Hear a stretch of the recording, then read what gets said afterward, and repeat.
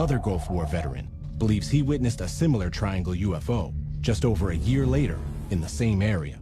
It was 1992 in the central Persian Gulf.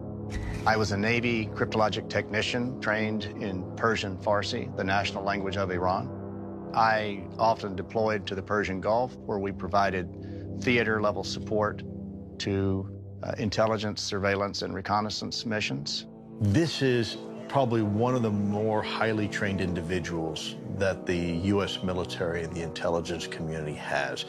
For all intents and purposes, this gentleman is a spy on the combat field.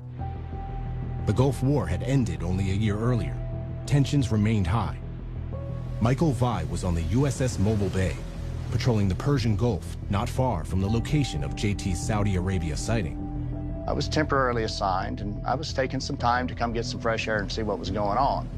I made my way up to the 06 level, about as high as you can get on this particular warship.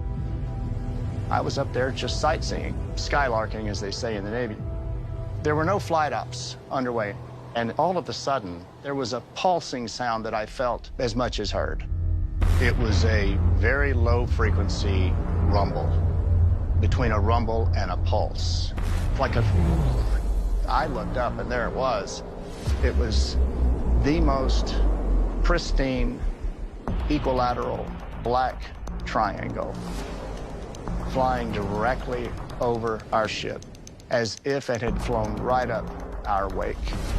Each corner were these bright, round areas. The altitude of this thing was about 10,000 feet, and its relative speed appeared to me to be somewhere between 300 and 500 miles per hour. The aircraft did not leave a contrail.